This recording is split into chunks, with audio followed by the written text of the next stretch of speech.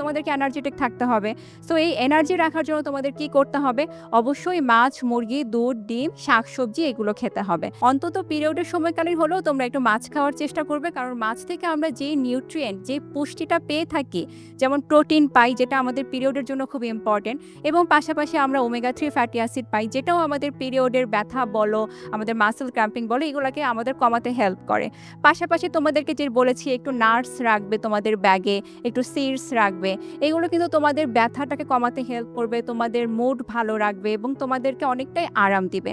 এই সময় যদি তোমরা একটু চা কফি না খেয়ে একটু আদার চা খাও বা একটু হালকা গরম পানি খাও, বা অনেক সময় দেখা যায় স্যালাইন খেলেও তোমাদের কিন্তু ভালো লাগবে যদি ব্লাড প্রেশারটা লো হয়ে যায়।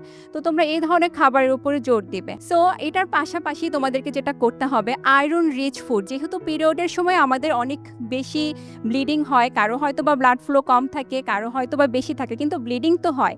যার কারণে হয় কি আমাদের অনেকখানি আয়রন আমাদের শরীর থেকে বের হয়ে যাচ্ছে রক্তের মাধ্যমে। তো সাধারণত আমাদের আয়রনের একটা চাহিদা থাকে আমাদের বডিতে, সবার বডিতে, কিন্তু পিরিয়ডের সময় সেই আয়রনের চাহিদাটা আরও অনেক বেড়ে যায়। সো কী করতে হবে, ওই সময়টাতে অবশ্যই তোমাদের বেশি বেশি ফাস্টেস্ট অ্যাবজর্পশন আর ওয়েট লক টেকনোলজি নিয়ে এলো নতুন সেনোরা কনফিডেন্স। পিরিয়ড হ্যান্ডেল করার জন্য 12 ঘন্টার নন স্টপ প্রোটেকশন। দুনিয়াটা তোমার প্লেগ্রাউন্ড, প্লে উইথ কনফিডেন্স।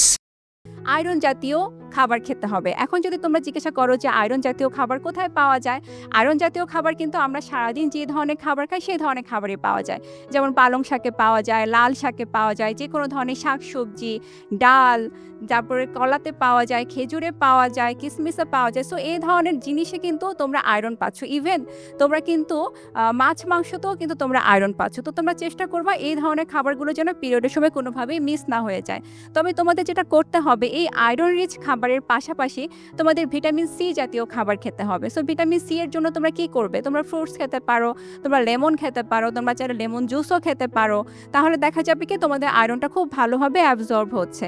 তাহলে তোমাদেরকে আমি যেটা বললাম এতক্ষণ, যে তোমরা ম্যাগনেসিয়াম রিচ ফুড যেটা বললাম বাদাম থেকে পাওয়া যায়, যেটা তোমাদেরকে বললাম কলা থেকে পাওয়া যায় ম্যাগনেসিয়াম খুব ভালো পরিমাণে, আয়রন রিচ ফুড যেটা একটু আগে বললাম, তোমাদেরকে ভিটামিন ডি জাতীয় খাবারগুলো খেতে হবে। যেমন ডিমের কুসুমে ভিটামিন ডি পাওয়া যায়, সূর্যের আলো থেকে ভিটামিন ডি পাওয়া যায়।